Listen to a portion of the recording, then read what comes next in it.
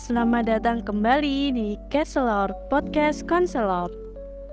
Perkenalkan, saya Nazla Atia Laksmi, mahasiswa Psikologi Pendidikan dan Bimbingan Universitas Negeri Yogyakarta. Podcast kali ini akan membahas mengenai salah satu istilah yang unik dan menarik. Apakah itu? Yap, kita akan membahas mengenai katarsis. Tak perlu ditahan, ayo diluapkan secara positif. Sebelum itu, aku akan menceritakan pengantar terlebih dahulu agar nanti teman-teman dapat menebak-nebak nih. Kira-kira apa sih itu katarsis? Dalam kehidupan sehari-hari, kita pasti tidak terlepas sama yang namanya emosi. Yang mana emosi sendiri merupakan reaksi dari kita terhadap situasi tertentu oleh tubuh. Tapi, sayangnya banyak banget dari kita yang meluapkan emosinya itu masih dengan cara marah-marah, banting pintu, sampai dengan banting piring kali ya. Nah, sebenarnya emosi itu juga perlu kita luapkan. Akan tetapi, cara meluapkannya itu yang perlu kita benahi lagi. Oke, sampai sini udah bisa nebak belum nih, apa sih katarsis itu?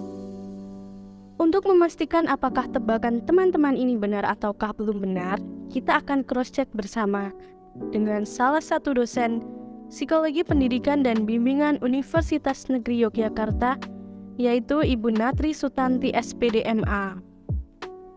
Happy listening! Halo Ibu, bagaimana kabarnya hari ini? Halo Nazla, alhamdulillah kabar baik. Untuk hari ini gimana nih kabarnya Nazla? Sehat kan? Wah, alhamdulillah. Kabar saya juga sehat, Ibu. Semoga kita selalu senantiasa diberikan kesehatan dan keberkahan di setiap langkah hidup kita. Amin. Pada kesempatan kali ini, kita akan membahas hal yang paling mendasar dulu untuk menjawab tebakan teman-teman, yaitu mengenai definisi dari katarsis. Nah, Ibu, sebenarnya apa sih definisi dari katarsis itu? Oke, baik.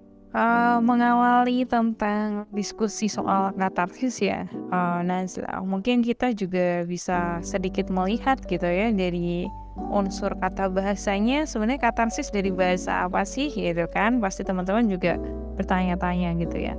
Kalau secara bahasa sebenarnya katarsis itu berasal dari bahasa Yunani nih teman-teman.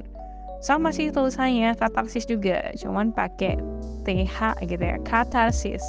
Ya sebenarnya kalau dilihat dari makna arti utamanya itu adalah pemurnian gitu atau pembersihan. Tadi sebenarnya udah disinggung dikit sih soal apa itu katarsis ya dari penjelasannya Nazla di awal. Karena kalau kita coba artikan gitu secara umum, katarsis itu upaya atau usaha kita nih untuk membersihkan diri dari perasaan negatif atau tadi sempat ada mungkin emosi-emosi yang kurang kurang bersahabat gitu kayak kemarahan, dendam ataupun kesedihan nih. Bisa jadi juga luka batin yang mungkin ada ada hal-hal yang pernah terjadi dan gak ngenakin di masa lalu mungkin seperti itu. Jadi kalau bisa disimpulkan itu upaya nih kita untuk membersihkan diri dari perasaan yang negatif atau kurang baik. Gitu Nazla. Oh, berarti intinya katarsis itu adalah upaya untuk meluapkan emosi secara bersahabat ya, Bu? Lalu untuk contoh dan penerapan upaya ini di kehidupan sehari-hari itu bagaimana ya, Ibu? Ya bener banget Mbak Nazla. Jadi katarsis ini memang cara kita untuk bisa meluapkan emosi tapi dengan hal-hal atau cara-cara yang mungkin bisa dibilang jauh lebih mudah diterima gitu ya. Jadi kalau teman-teman mungkin aware ataupun ngeh dengan hal-hal yang sering kalian lakukan misalnya sehari-hari, misalnya lagi stres gitu atau lagi banyak kerjaan, banyak tekanan, overthinking dan seterusnya, coba dilihat deh. Kira-kira respon yang kalian berikan itu seperti apa? Karena ternyata banyak juga pola-pola katarsis yang sebenarnya sudah teman-teman lakuin gitu. Salah satunya mungkin ya, contoh termudahnya adalah dengan bercerita atau curhat sama temen gitu ya. Bahkan mungkin curhat sama konselor pun bisa jadi salah satu bentuk katarsis juga. Karena dalam sebuah referensi gitu ya, teman-teman bisa cari baca bahwa katarsis itu bisa jadi salah satu bentuk psikoterapi gitu ya.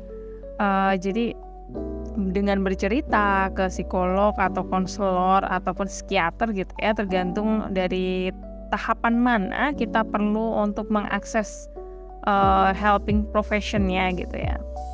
Jadi kembali lagi pada konteks katarsis dengan bercerita dan curhat ke temen gitu ya, itu salah satu hal yang sering kita lakuin. Saya yakin kalau teman-teman lagi burn out banget gitu ya di kampus dengan kerjaan yang begitu banyak gitu ya, mungkin ada yang mahasiswa nyambi kerja, nyambi organisasi gitu ya, jadi sangat sibuk dengan pressure kerja yang tinggi, teman-teman ngerasa bingung dan stres, terus kadang-kadang dengan cerita aja nih sama teman yang ada di kos misalnya, atau cerita dengan teman deket yang dulu sering main bareng dan seterusnya, itu cukup lega gitu ya.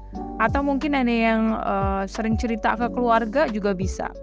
Jadi curhat itu bisa menjadi salah satu bentuk katarsis nih teman-teman, yang saya yakin sih mudah untuk diakses gitu ya, ketika kita punya support system yang baik. Dan juga kecenderungannya adalah teman-teman yang punya akses ke tempat curhat yang sesuai, itu biasanya mereka cenderung kesehatan mentalnya baik gitu ya.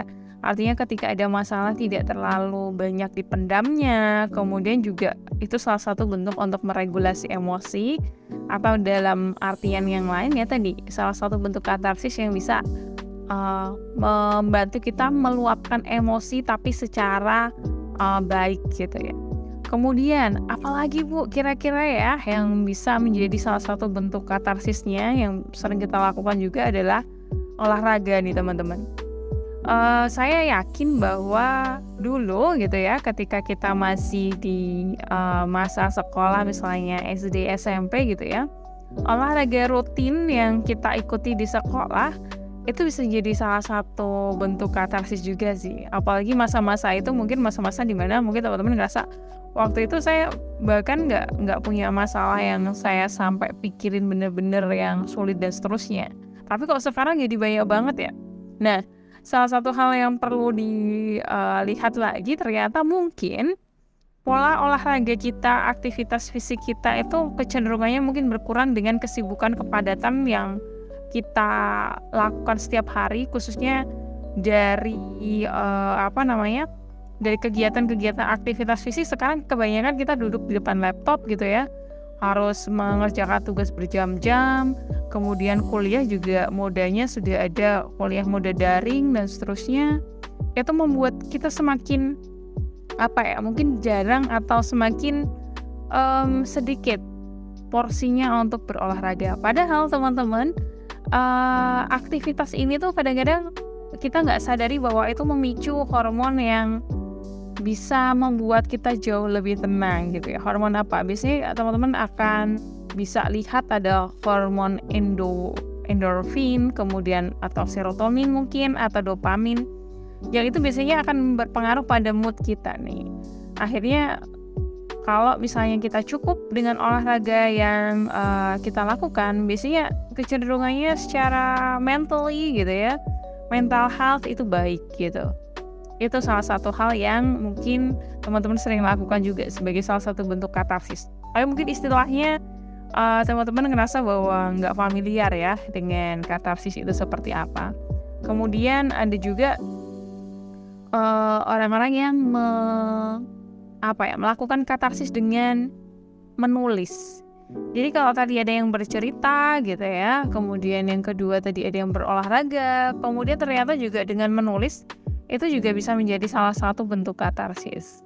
Ada teman-teman yang nyaman gitu ya untuk mengungkapkan emosi, mengungkapkan isi hatinya dengan menuliskannya. Dan biasanya mereka punya gaya tulisan yang puitis romantis gitu teman-teman. Dari situ sebenarnya bukan hanya kemampuan teman-teman untuk berpikir dan berpikir kreatif gitu ya, dan juga menulis itu yang meningkat, tetapi juga ternyata salah satu bentuk katarsis gitu ya. Salah satu bentuk kita mencoba untuk meluapkan emosi dengan cara yang baik dan benar gitu ya. Nggak benar juga sih, cara yang baik gitu. Tidak jarang juga teman-teman juga mengkombinasikan, ada yang menulis sambil misalnya menggambar juga ada juga. Jadi aktivitas seperti itu ternyata bisa membantu kita untuk merilis emosi-emosi yang negatif yang ada di dalam diri. Kemudian fokusnya akan berfokus ke hal-hal yang jauh lebih positif gitu ya. Sehingga pada akhirnya sebenarnya ketika kita memiliki pola katarsis yang baik, kita akan mengarah pada sebuah pola respon terhadap stres yang lebih adaptif. Jadi ketika ada stres, ada hal-hal yang nggak ngenakin dan seterusnya, kita sudah terbiasa untuk bisa merespon dengan baik gitu. Dan itu adalah poin yang positif teman-teman. Karena akhirnya kita nanti akan memiliki kesehatan mental yang baik pula gitu. Wah, ternyata banyak juga penerapan dari katarsis ini, seperti bercerita, berolahraga, hingga menulis.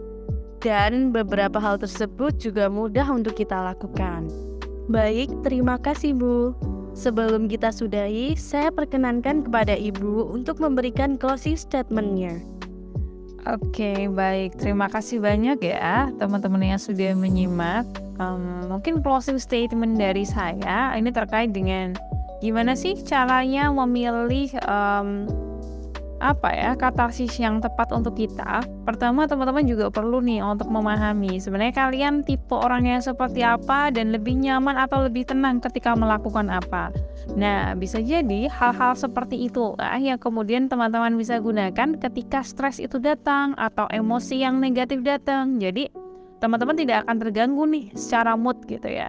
Jadi nanti akhirnya kalian punya emosi yang lebih sehat lagi gitu. Itu mungkin penutup dari saya. Thank you banget yang udah dengerin gitu ya. Sangat menarik sekali ya closing statement-nya.